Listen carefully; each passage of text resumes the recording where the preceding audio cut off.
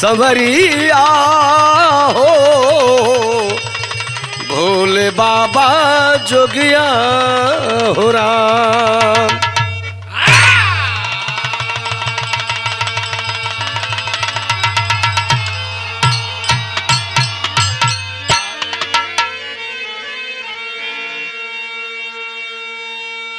अच्छा भैया लो, हम बिरहा गायक राम कुल यादव गाजीपुर और अपना टीम के ओर से आप सब बिरहा के श्रोता बंधु लोगन के बहुत बहुत प्रणाम कर रहल बानी।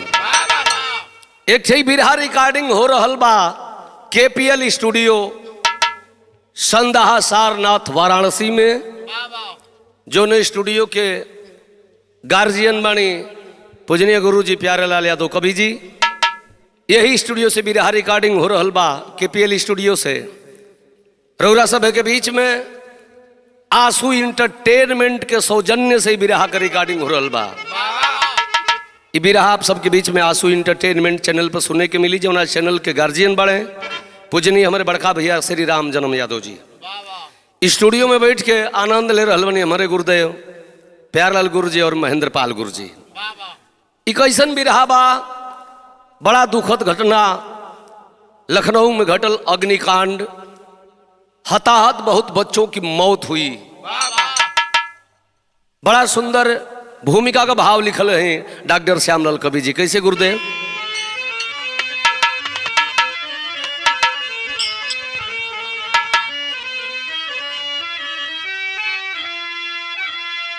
कुदरत की करिश्मा को न देखा किसी ने,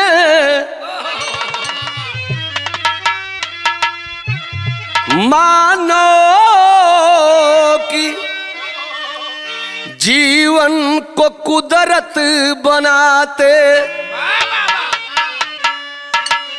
होनी या न होनी क्या ये है करिश्मा, खता क्या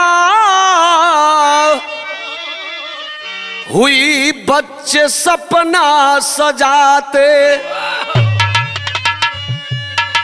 शिक्षा लेकर के बच्चे मनोबल बढ़ा कर किस्मत को भी दाव पर वो लगाते। कभी श्याम लाल क्या अचंबा हुआ है,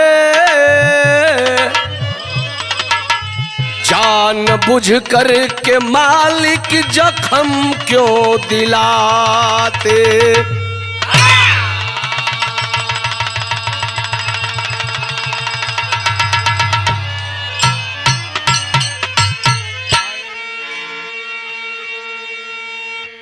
विद्यालय में बच्चे पढ़ने जाते हैं अपने भविष्य को आगे बढ़ाने के लिए, लेकिन मालिक को जो मंजूर हुआ वही किए। लेकिन कवि जी बड़ा सुंदर गजल का भाव लिखल है गुरुदेव।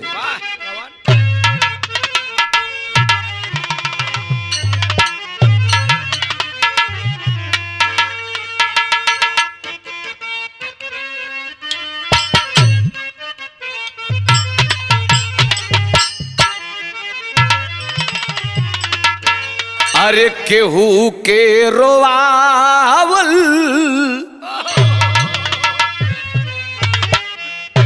हा केहू के रोवावल बहुत बात नहीं खे, रोवा के हंसावल बहुत बात होला।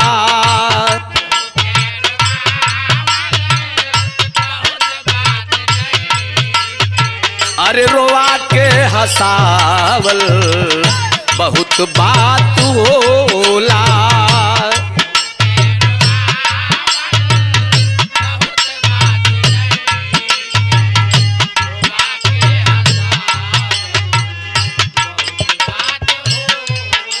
ई गजल रहल गुरुदेव, लेकिन भाव बड़ा सुंदर कवि जी लिखले बने।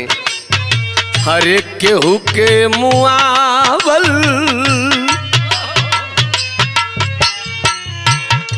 हे बिरहा सुनने वाला हमार भैया बाबू माता बहनी लोगन, अरे केहू के मुआवल बहुत बात नहीं खे, मुआ के जियावल बहुत बात होला, अरे बहुत बात नहीं खे।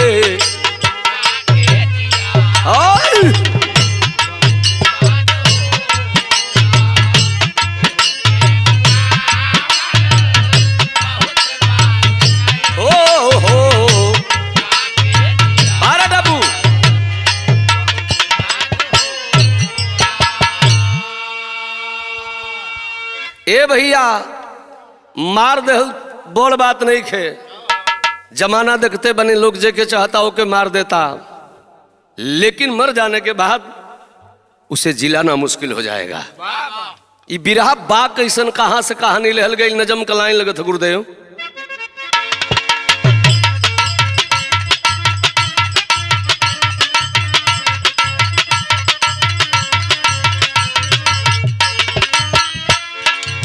प्रांत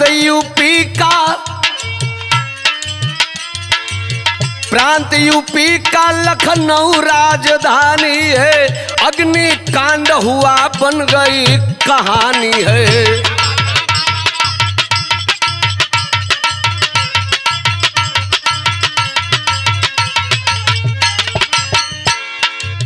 उसी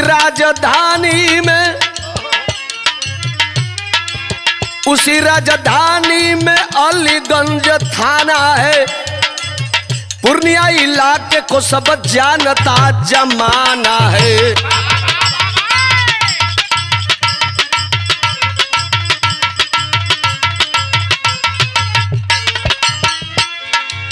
सेक्टर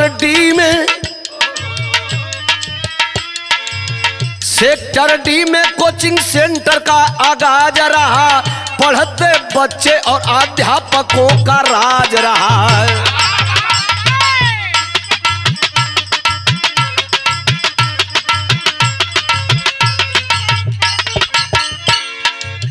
किस्मत खेला खेली कैसा ये इनाम मिला, करिश्मा कुदरत का कैसा इंतकाम मिला।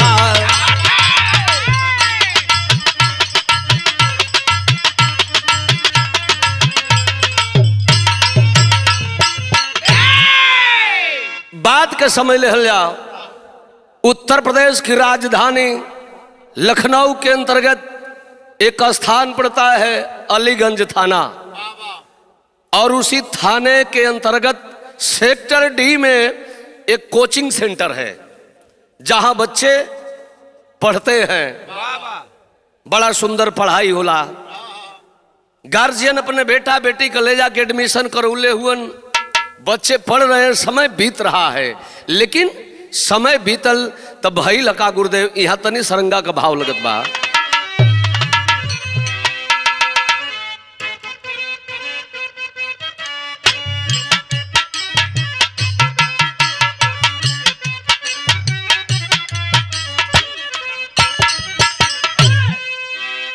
खुलल शानदार का कोचिंग सेंटरवा बाबू, कोचिंग सेंटरवा होले पढ़ाई धुआंधार,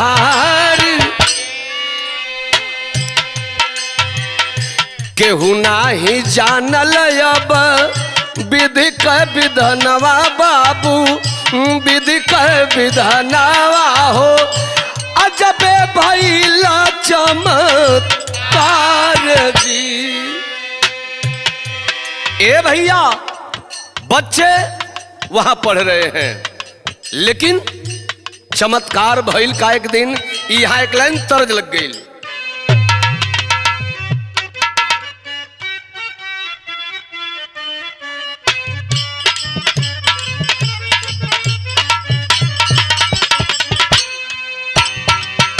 हाय हाय हाय हाय हाय, वो दिन आ गई, कौनो मरद यही महेंद्र भाई ने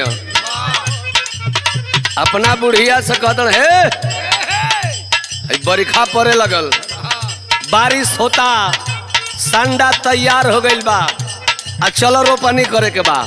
मरद कहता कैसे गुरुदेव? हो मोर धनिया हो बादर गरजे लागल,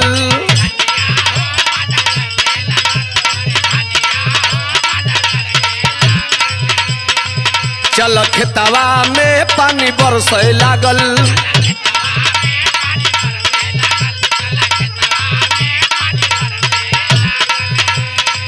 मोर धनिया हो बादर गरजे लागल, चल खेतवा में पानी बरसे लागल। तब दुल्हिया कह दिया कि वादा करा कि हमसे रोपनी करईब, तब वादा करा कि हमसे रोपनी करईब, देवघर घूमईब राजा जी।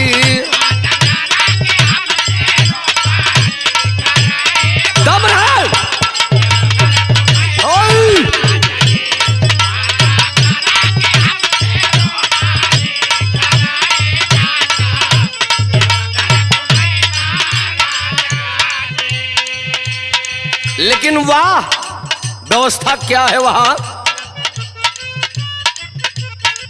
सेंटरवा हो खूब चले लागल,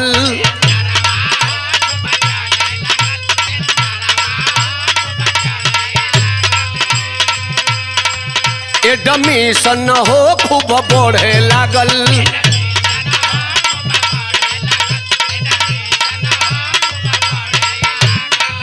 सेंटरवा हो खूब चले लागल, एडमिशन हो खूब बढ़े लागल। तो वादा कर कि सब कर जिंदगी बनईब, तो वादा कर कि सब कर जिंदगी बनईब, तो अच्छा पढ़ईब सर जी, जिंदगी बनईब तो अच्छा पढ़ईब सर जी।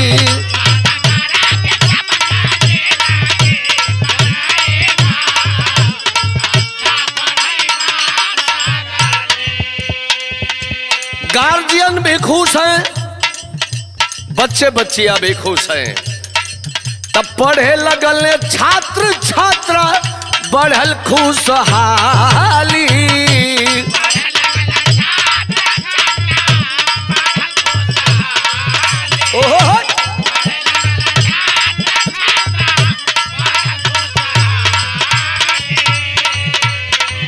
गार्जियन लोग देखे आवे लगल हाली हाली,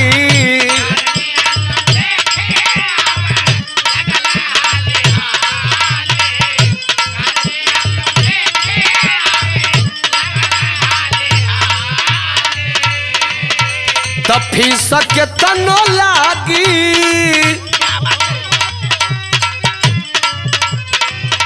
तब फीस के तनो लागी, सपना सजाईब तो अच्छा पढ़ईब सर जी, सजाईब तो अच्छा पढ़ईब सर जी।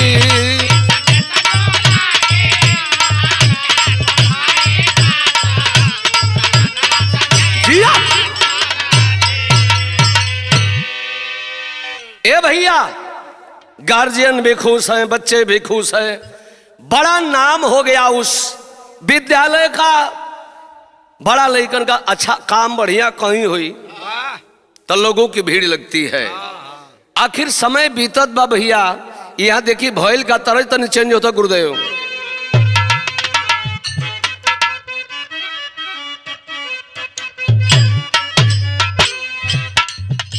उहे तर्ज बा, भाला मार के, अरे मार के मजमुआ सेंट बनारस कंट हिलवलू,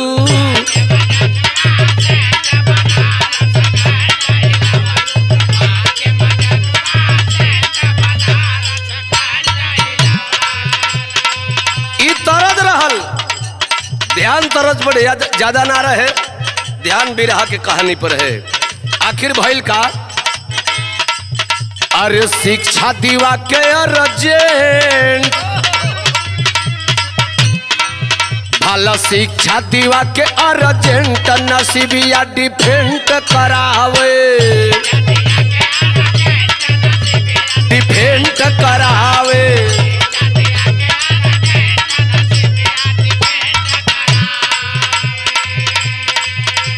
दिन कवन आ गई, तारीख कवन आइल, आखिर भइल है का बाबू? अरे 22 जून सन 26 के दिनवा,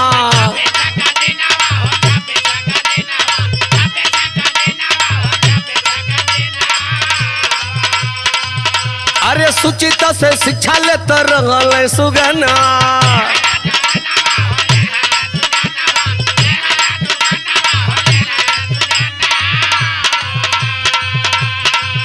अरे लिहल गजब एक्सीडेंट, नसीबिया डिफेंट करावे,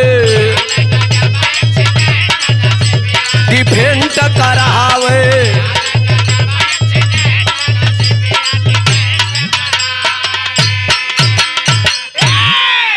बिरहा सुनने वाला हमारे भैया बाबू, 22 जून 2026 का दिन सामने आया, जहां वह विद्यालय है, कई तल्ली बिल्डिंग है, कई कारोबार उस बिल्डिंग में हो रहा है। आखिर एक दिन घटना घटल, आ घटना घटल का टेरी में भाव लग गई।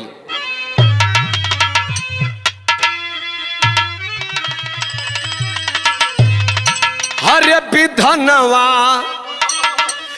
कैसन विधि कै भइल, अरे नाहक गइल बा केतने लइकन के अब जनवा।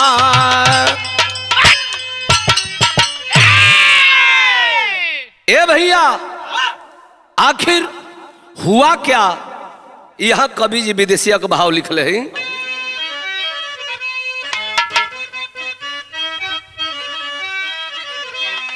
तब पढ़तई स्कूलवा में, ए भैया गिर गईल गजवाओ, शांति से पढ़त रहल सगरी सुगना।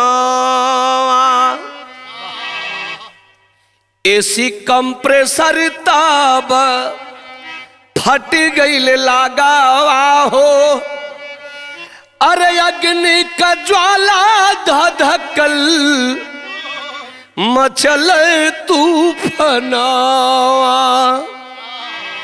धुआं से भरी गईले ए बाबू कोचिंग सेंटरवा हो, अरे तड़पी के पारा पारी देवे लोग जाना।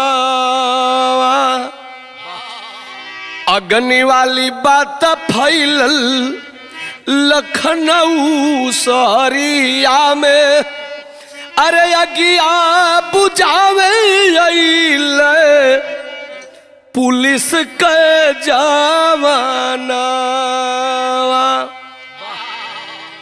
आखिर बच्चे जिस फ्लोर पर पढ़ते हैं उससे नीचे वाला जो छत है, एसी का कंप्रेसर फटा और आग लग गई। 12 विधि का विधान, आग लग गई, बिल्डिंग धुआं धुआं होने लगी।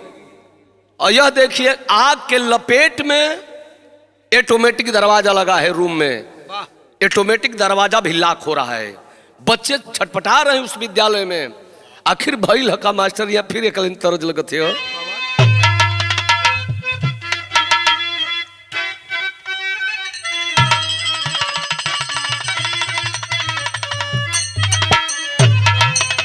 अरे गंगा माई का ऊंची बा अरे रियानू हो, जहाँ बस भगवान।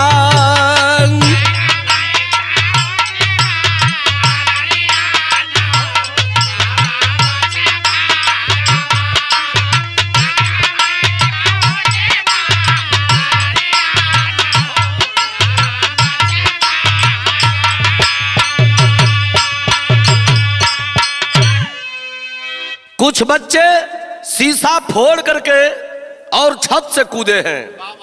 एक तो लड़का कूदा है कि जो रेलिंग पर जाकर गिरा है उसके पेट में वह राड ही घुस गया है।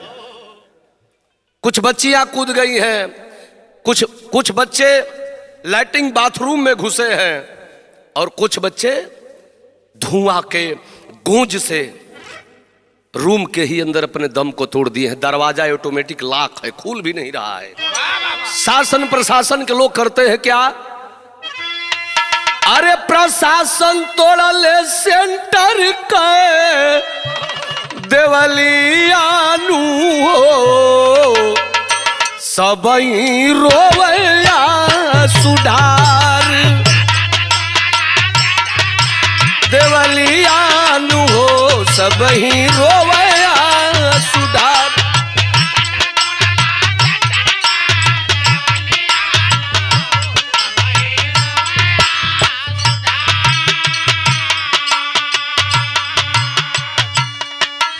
पीछे से दीवार तोड़ करके और प्रशासन के लोग अंदर जा रहे हैं।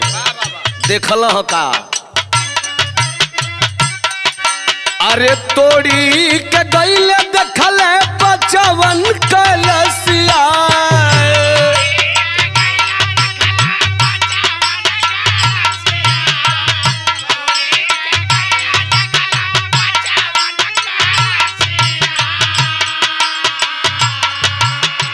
तोड़ी के गईले देखल बचवन कलसिया। अरे फफकी के रोवे लगल टूट गईली असिया।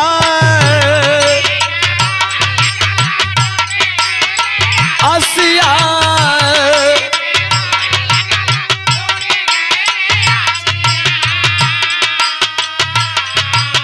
कैसन विधन डालल फतियानु हो, सब ही रोवया सुधारी।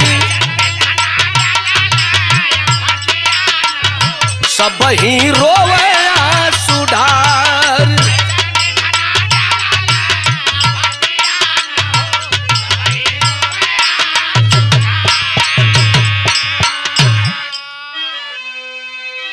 ए भैया आखिरकार ये बात का खबर धीरे धीरे धीरे धीरे चारों तरफ आग की तरफ फैले लगल।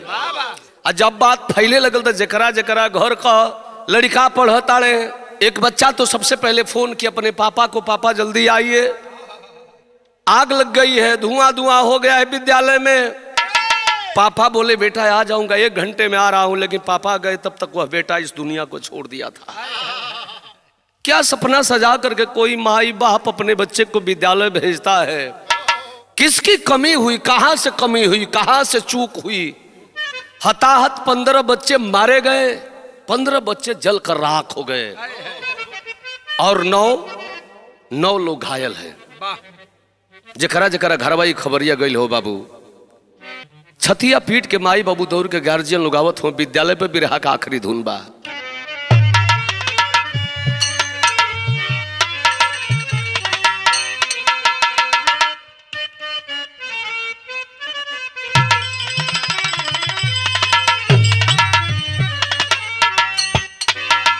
अरे तो हमरे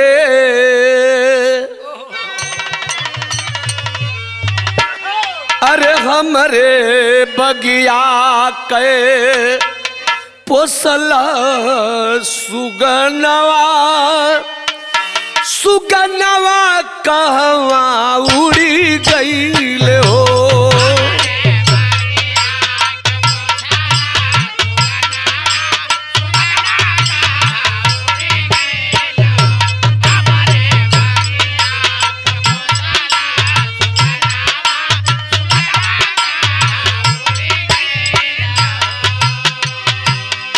लेकिन कवि जी बिरहा में भाव लिखले हैं, सबके पता चलल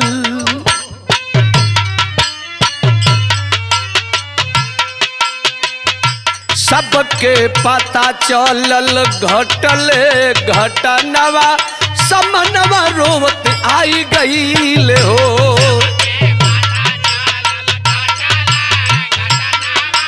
समनवा रोवत आई गईल हो।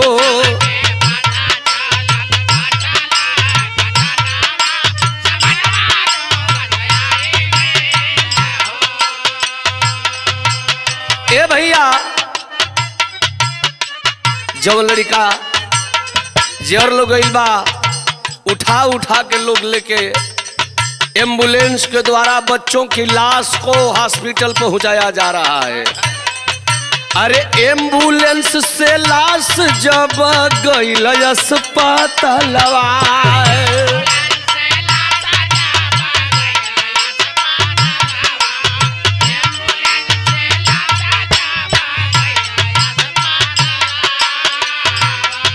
अरे आपन आपन बच्चा खोजे आइल कैसन कलवा।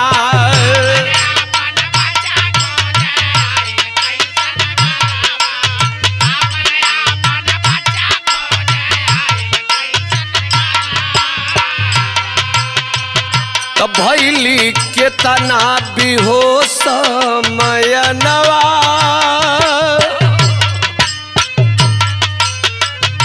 भैली के तने बेहोश मयनवा समहनवा खोजत आई गईल हो। बेहोश मयनवा आई गईल हो।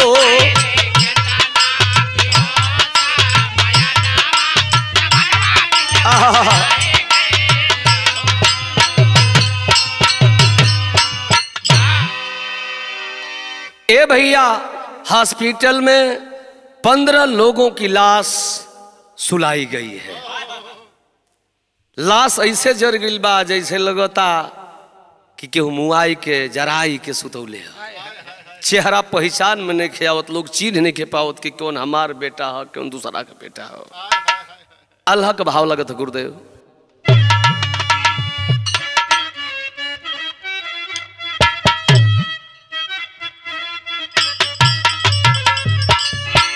तो जैसे जरावल जाला अरे मुर्दयस मसनवा बाबू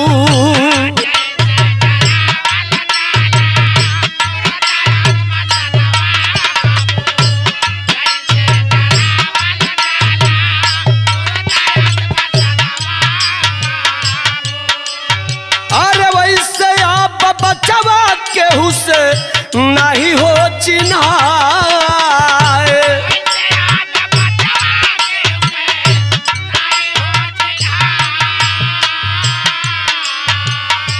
ज्योति अनुष्का संभवी रीता कुमरिया बाबू अरे रीता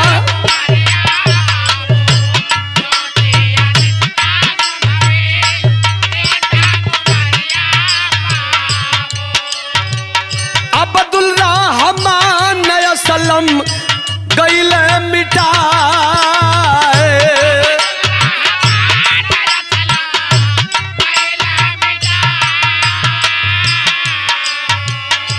मचला तहलका योगी सीएम साहब आई गईले।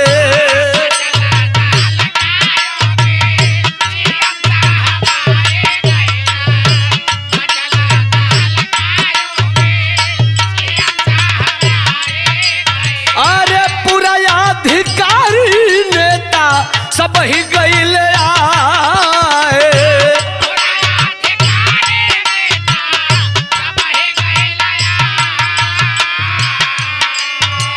सगरी गारजियन रोवे लई लई के लसिया बाबू।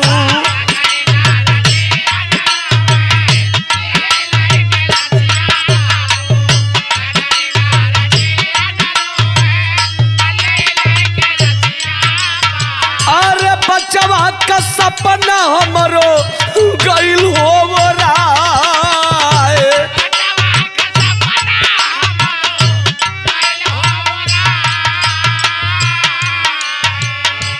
उपेंद्र शुक्ला सुरेश तू सारे अधिकारी बाबू।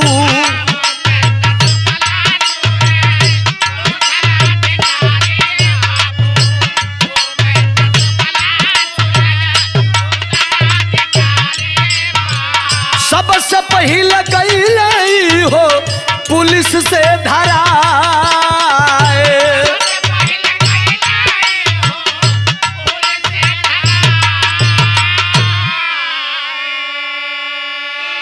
ए भैया आखिर जेकर बेटा जेकर बेटी मरल बा अब तो ओकर दर्द उहे न जानत होई, चूंकि पता लग रहा है कि जो बिल्डिंग है जो व्यवस्था थी वो सरकारी व्यवस्था है, सरकारी रूम है, लेकिन सरकारी चीज को भी लोग आज के ऐसे हैं कि प्राइवेट में दे करके और कमीशन कमा रहे हैं। पकड़े गए हैं उपेंद्र शुक्ला जी, सुरेश, तुषार, ऐसे लोग पकड़े गए हैं, लेकिन यह जांच का विषय है।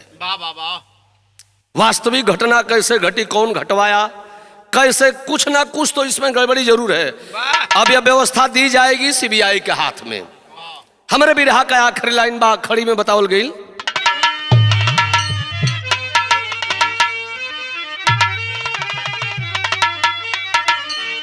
अरे शिक्षा का कवनो नायाधार भइले, कोचिंग सेंटर चलते अंतिम संस्कार भइले।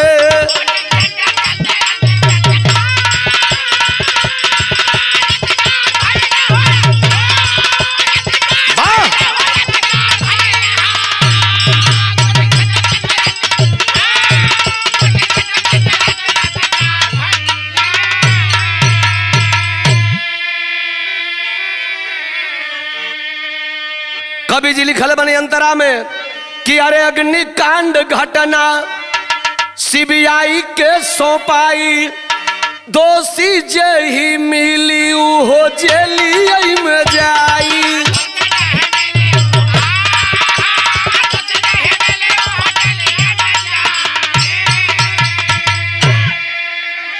पंद्रह बचवन कयब संगार भइले, कोचिंग सेंटर चलते अंतिम संस्कार भइले।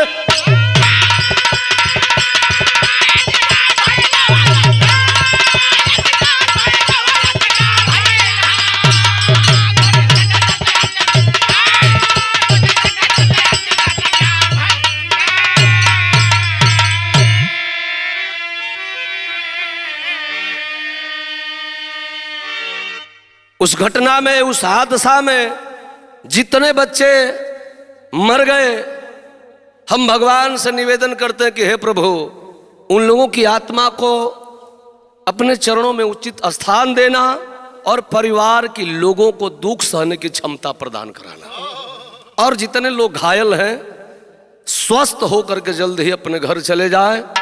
और शासन प्रशासन के लोगों से भी निवेदन है कि मदद करके परिवार के लोगों को समझाए, आर्थिक मदद करे। जे चल गई उ आइल ना, यही माया के नगर कर रीत बा। आखिरी लाइन बा, जय जखाड़ गुरु जद्दू लौटन की लहरे फुलवारी, गंगा सागर सुबह समितवा महेंद्र जी गुणकारी, विधनवा कैसन विधि का भयल, श्यामलाल राम केवल कैसन वो लागनवा, विधनवा कैसन विधि के भयल।